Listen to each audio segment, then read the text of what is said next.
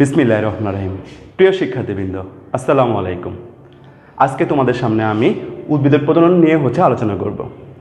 মনে রাখবে, উদ্ভিদের প্রজনন হচ্ছে মাতৃ উদ্ভিদ থেকে নতুন একটা উদ্ভিদের সৃষ্টির প্রক্রিয়াকে বলা হয়। আমি কি বলছি? উদ্ভিদের প্রজনন হচ্ছে মাতৃ উদ্ভিদ থেকে নতুন একটা উদ্ভিদের প্রজনন প্রক্রিয়াকে বলা হয়ে থাকে। এবার আমরা খেয়াল করব প্রজননের প্রকারভেদটা। মনে রাখবা, প্রজনন সাধারণত উদ্ভিদের ক্ষেত্রে 3 ধরনের হতে পারে। কয় ধরনের বলছি? 3 ধরনের বলছি। প্রথমত যৌন প্রজনন, আরেকটা অযৌন প্রজনন, আরেকটা পার্থেনোজেনেসিস। এবার আমরা খেয়াল করব যৌন প্রজনন কাকে বলা হয়। মনে রাখবা, দুটি ভিন্ন ধরনের গ্যামেট। এখানে ভিন্ন ধরনের গ্যামেট বলতে আমরা উদ্ভিদের ক্ষেত্রে পুংগ্যামেট এবং স্ত্রী গ্যামেটের কথা বলতে যাচ্ছি। পুংগ্যামেট এবং স্ত্রী গ্যামেটের মিলনের মাধ্যমে যে প্রজননটা হয়ে থাকে তাকে আমরা বলবো সাধারণত কি? যৌন প্রজনন। এক্ষেত্রে অবশ্যই মনে রাখবা, উদ্ভিদের ক্ষেত্রে উন্নত ধরনের যে উদ্ভিদগুলো আছে তাদের মধ্যে এই ধরনের প্রজননটা হয়ে থাকে। আর উদাহরণস্বরূপ আমি বলবো যে আম, কাঁঠাল সহ যে উদ্ভিদগুলো আছে সাধারণত এখানে হয়ে থাকে। এবার আমরা খেয়াল করব অযৌন প্রজনন। মনে রাখবা, যৌন প্রজনন ছাড়া যে প্রজননটা আছে তাকে আমরা সাধারণত বলে থাকি অযৌন প্রজনন। সেক্ষেত্রে অবশ্যই খেয়াল করবা যে স্পোর বা অঙ্গজের মাধ্যমে সাধারণত এই ধরনের প্রজননটা হয়ে থাকে। আর সেক্ষেত্রে আমরা বলতেই পারি যে নিম্ন শ্রেণীর যে উদ্ভিদগুলো আছে এই উদ্ভিদগুলোর মধ্যে সাধারণত কি হয়? এই ধরনের এই অযৌন প্রজননটা হয়ে থাকে। উদাহরণস্বরূপ আমরা বলবো যে আলু বা পেঁয়াজের ক্ষেত্রে এ ধরনের প্রজননটা আমরা বলতে পারি। এবার লাস্টের কথা আমি বলবো, সেটা পার্থেনোজেনেসিস।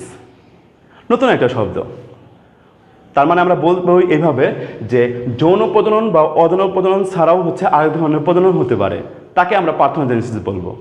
এখন পার্থেনোজেনেসিস প্রক্রিয়াটা বা পার্থেনোজেনেসিস প্রজননটা কি হতে পারে, খুব ভালো করে লক্ষ্য করে দেখো যে ডিম্বাণু নিষিক্ত ছাড়াই, আমি কি বলছি? ডিম্বাণু নিষিক্ত ছাড়াই যদি সরাসরি ভ্রূণের পরিণত হয় তাকে আমরা বলবো কি? পার্থেনোজেনেসিস। আমরা সাধারণত জানি পুংগ্যামেট এবং স্ত্রী গ্যামেট মিলনের মাধ্যমে কি হয়? নিষেক হয়, জাইগোট হয় এবং ভ্রূণের সৃষ্টি হয়। আর এক্ষেত্রে আমি কি বলছি? ডিম্বাণুটা নিষিক্ত হবেই না, সরাসরি কি হবে? ভ্রূণে পরিণত হতে পারে। আর ওই প্রক্রিয়াটার নামই বলা হয় পার্থেনোজেনেসিস। এখন তুমি প্রশ্ন করবো, স্যার কোন কোন উদ্ভিদের ক্ষেত্রে হতে পারে? মনে রাখবা, সাধারণত লেবু বা কমলা লেবু যে উদ্ভিদগুলো আছে এদের মধ্যে পার্থেনোজেনেসিস প্রক্রিয়ার মাধ্যমে বংশবিস্তার হয়ে থাকে। আর এই কারণে দেখবা সারা বছরই আমরা এই ফলগুলা বা এই সবজিগুলো আমরা পেয়ে থাকি। এবার আমরা পরাগরেণুর ব্যাপারটা বলবো। এখন তুমি বলবো, স্যার পরাগরেণু কি? তার আগে আমরা একটা ফুলের কথা চিন্তা করব। এখানে দেখো একটা ফুলের বা একটা পুষ্পের লম্বচ্ছেদ দেখানো হয়েছে। একটা ফুলের বিভিন্ন ধরনের অংশ থাকে। এখানে দেখো লেখানো হয়েছে পাপড়ি থাকতে পারে, তারপরে পরাগধানী থাকতে পারে। লম্বা যে অংশটুকু আছে ঠিক তার উপরে অংশের মধ্যে কি থাকে? পরাগধানী থাকে। তারপরে গর্ভাশয় থাকে। এছাড়াও থাকে তোমার পুংদণ্ড। আর লাস্টে যেটা আমরা বলবো সেটা বৃত্তাংশ। এই অংশগুলো নিয়ে সাধারণত এক একটা পুষ্প গঠিত হয়ে থাকে। এর মধ্যে মনে রাখবা, এই যে তুমি বলতেছিলাম পুংকেশর, এটার ব্যাপারে আমরা একটু বলবো। দেখো, এইটাকে যদি আমরা একটু বড় করে বা জুম করে দেখি তখন আমরা এরকম একটা চিত্র পাবো। এবার একটু ভালো করে খেয়াল করে দেখো যে এই যে পুংকেশর দেখানো হয়েছে, এই পুংকেশরের ঠিক উপরে অংশটুকুর নাম বলা হয় কি? পরাগধানী। আমি কি বলছি? পরাগধানী। আর পাশাপাশি এখানে দেখো ফাঁকা যে জায়গাটা দেখানো হয়েছে এটার নাম কি? যোজনী। আর লম্বা যে অংশটুকু তোমরা জানো যেটার নাম পুংদণ্ড। এখন কথা এই যে তোমার আছে পরাগধানীটা আছে, এইটাকে তুমি যদি কি করো? প্রস্থচ্ছেদ করো, এর ভিতরে কি পাবা? অসংখ্য রেণু পাবা, যার নাম বলা হয় কি? পরাগরেণু।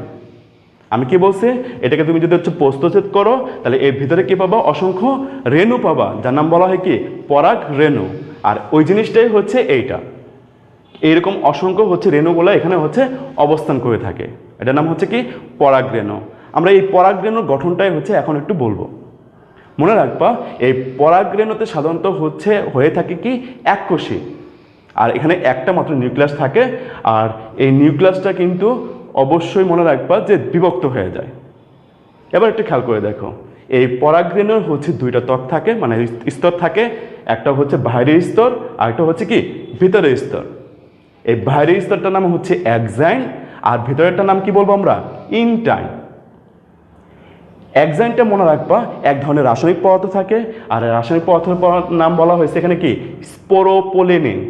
তার মানে হচ্ছে ওই পরাগরেণুর বাইরের যে স্তরটা থাকবে ওখানে কি থাকবে? স্পোরোপোলেনিন নামক এক ধরনের রাসায়নিক পদার্থ থাকবে। আর ভিতরের যে স্তরটা বলছিলাম ইনটাইন, আর ইনটাইনের মধ্যে কি থাকে? সেলুলোজ দ্বারা নির্মিত হয়ে থাকে। তার মানে উদ্ভিদের একটা ভাবসাব আছে এখানে, হ্যাঁ, সেলুলোজ দ্বারা নির্মিত। আর এখানে কি থাকে? একটা জামপোর থাকে। জামপোর মানে কি? জামপোর মানে হচ্ছে জনন ছিদ্র বা রেণুরন্ধ্র বলা হয়। সাধারণত মনে রাখবা এই পরাগরেণুর ভিতরে হচ্ছে সর্বোচ্চ 20টা পর্যন্ত কি থাকতে পারে?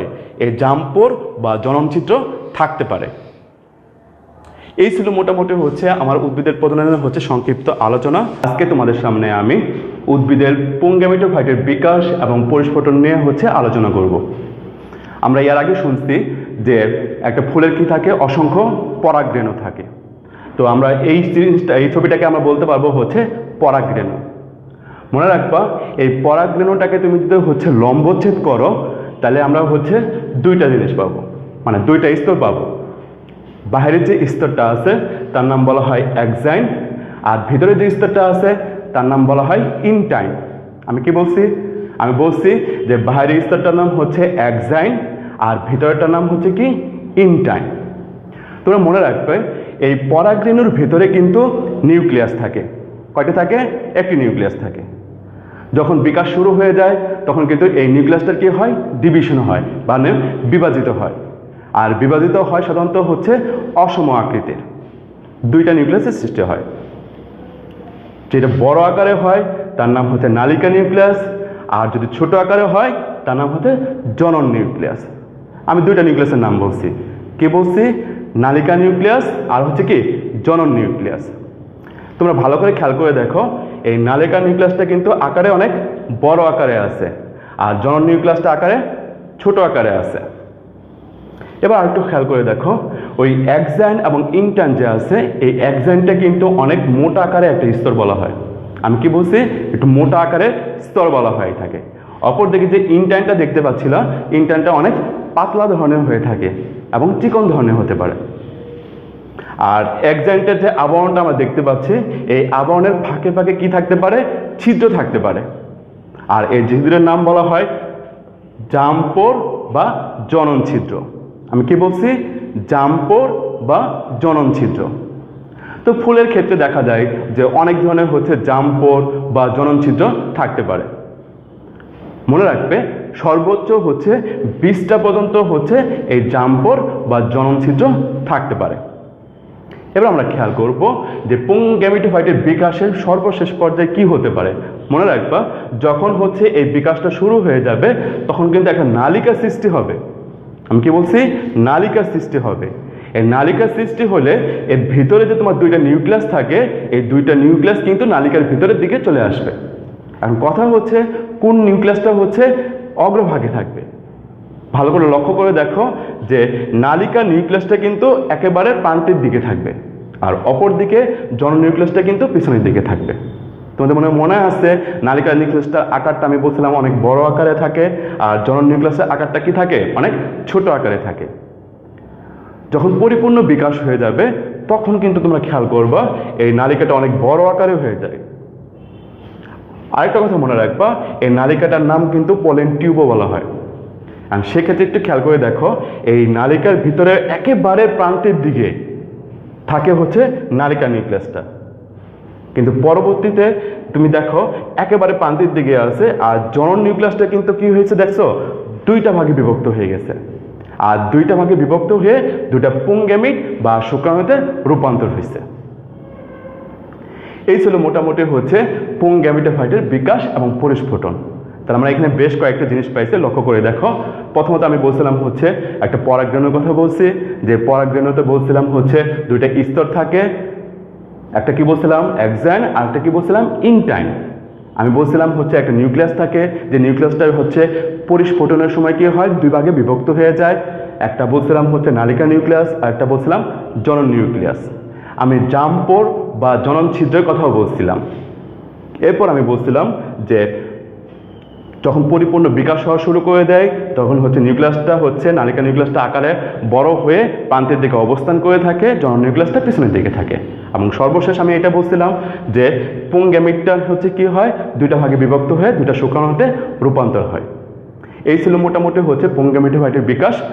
মনে রাখবা যখন পরিপূর্ণ বিকাশ হয়ে যায় তখনই কিন্তু এটা হচ্ছে সংযমের জন্য প্রস্তুতি নিয়ে থাকে। আজকে তোমাদের সামনে আমি স্ত্রী গ্যামেটোফাইটের বিকাশ নিয়ে হচ্ছে আলোচনা করব। মনে রাখবে স্ত্রী মাতৃকোষে সাধারণত হচ্ছে মায়োসিস ঘটে। আমি কোন ধরনের কোষ বিভাজন বলছি? মায়োসিস কোষ বিভাজন বলছি। হ্যাঁ, এই মায়োসিস কোষ বিভাজন ঘটলে মনে রাখবা 4টি কোষে রূপান্তর হয়। আমি কয়টা কোষের কথা বলছি? 4টি কোষের কথা বলছি। হ্যাঁ, এই 4টি কোষে রূপান্তর হয়। তবে মনে রাখবে এই 4টি কোষে কিন্তু তোমার হচ্ছে 3টায় হচ্ছে নষ্ট হয়ে যায়, আর একটা হচ্ছে পূর্ণতা পায় বা হচ্ছে পরিপক্কতা পায়। আর ওই একটা কোষের মধ্যে হচ্ছে আবার মাইটোসিস কোষ বিভাজন ঘটে। আমরা তো খুব ভালো করেই জানি মাইটোসিস কোষ বিভাজনে সাধারণত হচ্ছে 2টা হচ্ছে নিউক্লিয়াসের সৃষ্টি হয় বা 2টা কোষের সৃষ্টি হয়ে থাকে। আর এখানে অবশ্যই মনে রাখবা যে মাইটোসিস কোষ বিভাজনের মধ্যে হচ্ছে সম আকৃতি এবং সমগুণ সম্পন্ন হচ্ছে কোষের সৃষ্টি হয়।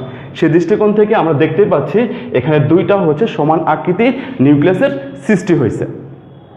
এরপর মনে রাখবা যে এই যে 2টা কোষ আছে বা নিউক্লিয়াস আছে, এই 2টা নিউক্লিয়াসের মধ্যে আবার কি হবে? ডিভিশন শুরু হবে। আর ডিভিশন শুরু হলে তখন কি হবে? 2টা থেকে 4টা নিউক্লিয়াসের সৃষ্টি হবে। আমি কয়টা নিউক্লিয়াসের কথা বলছি? 4টা নিউক্লিয়াসের কথা বলছি। হ্যাঁ, এখানে 4টা নিউক্লিয়াসের সৃষ্টি হবে, তাও আবার কেমন? সম আকৃতি এবং সমগুণ সম্পন্ন। এরপর মনে রাখবে এই 4টা থেকে কিন্তু তোমার হচ্ছে 8টা সম আকৃতি সম্পন্ন হচ্ছে নিউক্লিয়াসের সৃষ্টি হবে। এবার একটু খেয়াল করে দেখো, এই যে তোমার হচ্ছে 4টা নিউক্লিয়াসের সৃষ্টি হলো, দুই পাশে তাহলে কি হলো? 8টা নিউক্লিয়াসের সৃষ্টি হয়ে গেল। এই 4টা থেকে মনে রাখবা 3টা হচ্ছে দুই প্রান্তে হচ্ছে চলে যাবে বা মেরু অঞ্চলে চলে যাবে। আর ওখান থেকে মনে রাখবা একটা যে বাকি ছিল ওরা কি করবে? ওরা হচ্ছে কেন্দ্রের দিকে চলে আসবে। এখন যেহেতু মনে রাখবা যে কেন্দ্রের মধ্যে হচ্ছে চলে আসলো মেরু অঞ্চল থেকে, এই কারণে এদেরকে বলা হয় মেরু নিউক্লিয়াস। আমি কি বলছি? মেরু নিউক্লিয়াস বলছি।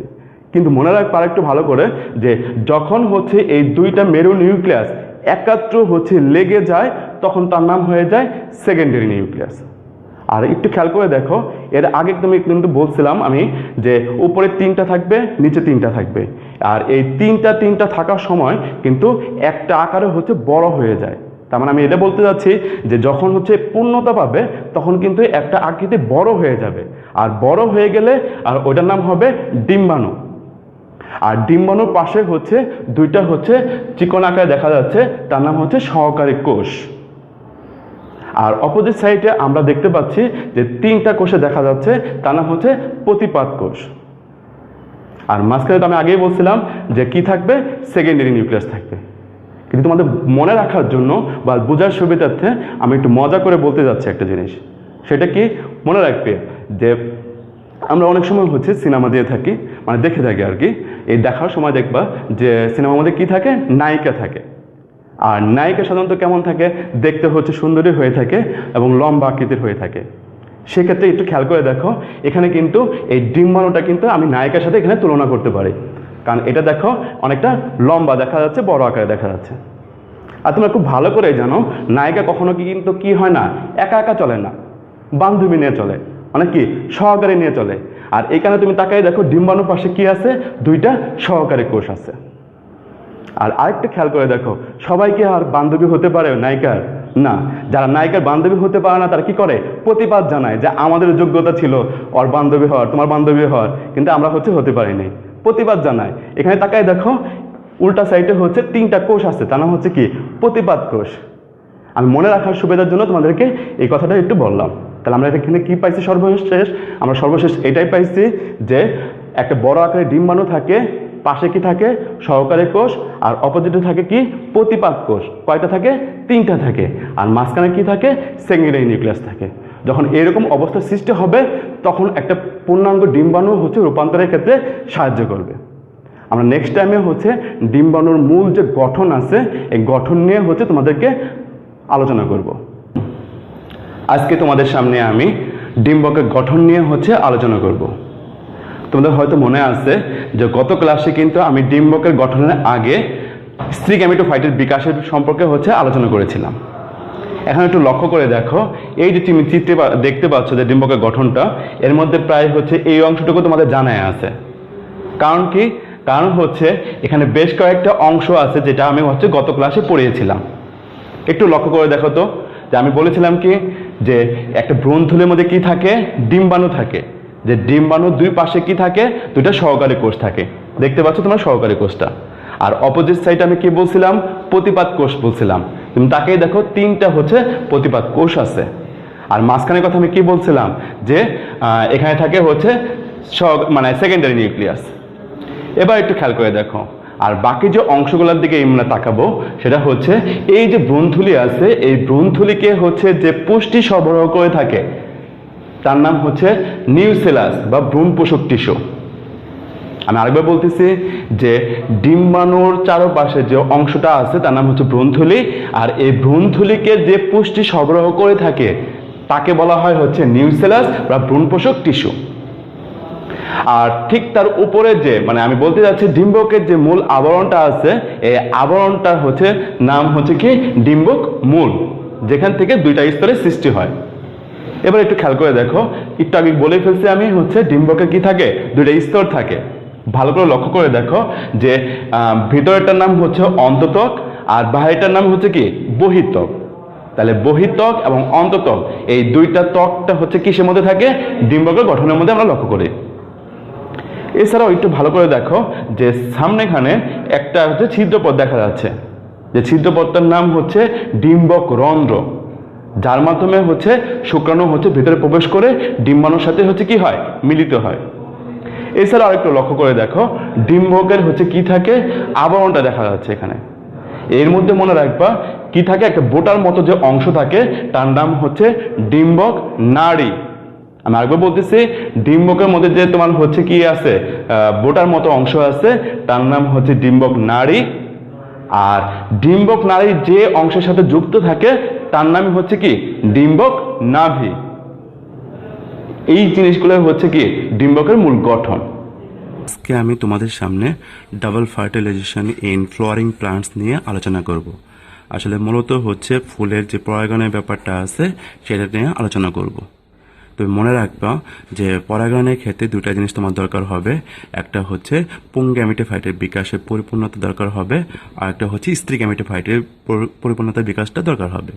তো তোমাদের মনে আছে পুং গ্যামেটোফাইটের বিকাশের ক্ষেত্রে আমি বলেছিলাম যে একটা পরাগরেণুর দুইটা স্তর থাকে, একটা এক্সাইন আর একটা ইনটাইন। তো এছাড়াও দুইটা নিউক্লিয়াস ছিল, একটা নালিকা নিউক্লিয়াস আর একটা জনন নিউক্লিয়াস। তো যখন পরিপূর্ণ বিকাশ হয়ে গেছিল তখন কি হয়েছিল? নালিকা নিউক্লিয়াসটা একেবারে প্রান্তের দিকে ছিল, আর জনন নিউক্লিয়াসটা পিছনের দিকে ছিল। আর এই জনন নিউক্লিয়াসটা দুই ভাগে বিভক্ত হয়ে দুইটা শুক্রাণুতে রূপান্তর হয়েছিল। এটাই ছিল তোমার মূলত পুং গ্যামেটোফাইটের বিকাশ। আর অপরদিকে স্ত্রী গ্যামেটোফাইটের বিকাশের ক্ষেত্রে আমি বলেছিলাম যে স্ত্রী মাতৃকোষে মায়োসিস ঘটে, আর মায়োসিসের মাধ্যমে কয়টা কোষে রূপান্তর হয়? 4টি। পরবর্তীতে 3টে নষ্ট হয়ে যায়, একটা ভালো থাকে। এরপর মাইটোসিস ঘটে বলছিলাম। মাইটোসিসের মাধ্যমে একটা কোষ থেকে দুইটা কোষে, দুইটা থেকে চারটা, চারটা থেকে 8টা কোষে রূপান্তর হয়। পরবর্তীতে মাঝখানে দুইটা মানে কোষগুলো চলে আসে, মেরু অঞ্চল থেকে আসে বলে তার নাম মেরু নিউক্লিয়াস ছিল। আর অপোজিট সাইডে তিনটা চলে যায়। এর মধ্যে একটি বড় আকারে ছিল, তার নাম বলেছিলাম আমি ডিম্বাণু। পাশে ছিল দুইটা সহকারী কোষ, আর অপোজিট সাইডে কি ছিল? প্রতিপাদ কোষ। আমি কেন এগুলো বললাম? কারণ এই দুই ধরনের জিনিসগুলাই পরাগায়নের ক্ষেত্রে কাজে লাগবে। তো এখন আমরা চিত্রের মাধ্যমে এই বিষয়গুলো ভালো করে লক্ষ্য করব।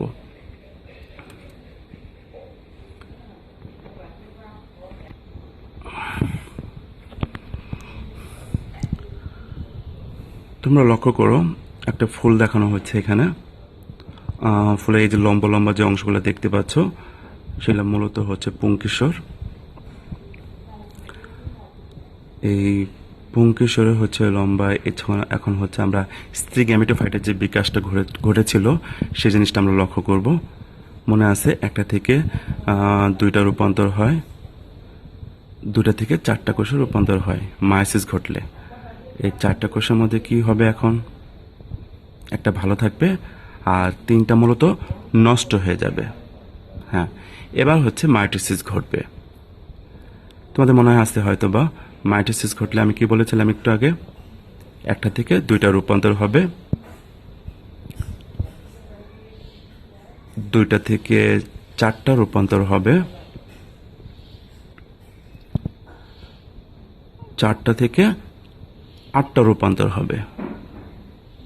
তোমরা ভালো করে লক্ষ্য করে দেখো, আমি বলেছিলাম এর মধ্যে 2টা হচ্ছে মাঝখানে চলে আসবে আর 3টা 2 সাইডে চলে যাবে।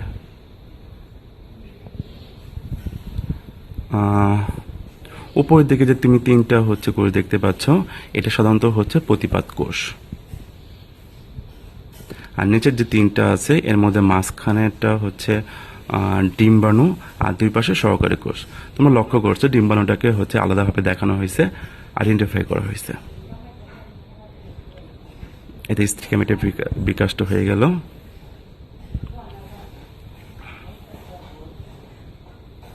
এবার আমরা লক্ষ্য করব কিভাবে হচ্ছে নিষেক্রিয়া সম্পন্ন হয়ে থাকে। তোমরা তো জানো যে পরাগায়ন ঘটবে এবার, সেক্ষেত্রে হচ্ছে এইগুলো সবগুলো হচ্ছে পরাগরেণু। এই পরাগরেণুর মনে রাখবা ওই যে নালিকা নিউক্লিয়াস এবং জনন নিউক্লিয়াস দেখানো হয়েছে এখানে। পরাগায়ন অনেকভাবে হতে পারে, এর মধ্যে একটা মাধ্যম হচ্ছে বায়ুর মাধ্যমে। আমরা লক্ষ্য করতেছি বায়ুর মাধ্যমে সেই পরাগায়নটা ঘটতেছে।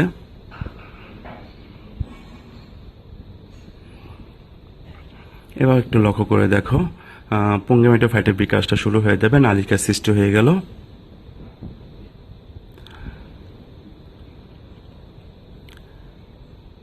এবার লক্ষ্য করে দেখো, তোমাদের মনে আছে হয়তো প্রান্তের দিকে থাকবে নালিকা নিউক্লিয়াস আর পিছনে থাকবে হয়তো জনন নিউক্লিয়াস। জনন নিউক্লিয়াসের 2 ভাগে বিভক্ত হয়ে 2টা শুক্রাণু রূপান্তর হয়ে গেল। এবার একটু ভালো করে লক্ষ্য করে দেখো, নালিকা নিউক্লিয়াসটা একটা সহকারীকে হচ্ছে ধ্বংস করে ফেললো, আর জনন নিউক্লিয়াসটায় একটা হচ্ছে ডিম্বাণুর সাথে মিলিত হচ্ছে, এই জন্য একটা নিষেক ঘটলো। আরেকটা হচ্ছে মাঝখানে যে তোমার সেকেন্ডারি নিউক্লিয়াস আছে তার সাথে মিলিত হইল। যেহেতু 2টা জায়গায় হচ্ছে মিলিত হইল, এই জন্য এর নাম হচ্ছে কি দ্বিনিষেক। আমি কি বললাম? দ্বিনিষেক। আর মাঝখানে তুমি দেখতে পেলা সেকেন্ডারি নিউক্লিয়াসের সাথে আরেকটা নিউক্লিয়াস যুক্ত হলো বলে এটার নাম হচ্ছে ত্রিমিলন। তো এভাবে হচ্ছে পরাগায়নটা সম্পন্ন হয়ে থাকে। আশা করি শিক্ষার্থীরা বুঝতে পারছো। বিস্তারিত পরবর্তীতে বাসায় পড়লে আরো ভালো করে বুঝতে পারবে। ধন্যবাদ সবাইকে।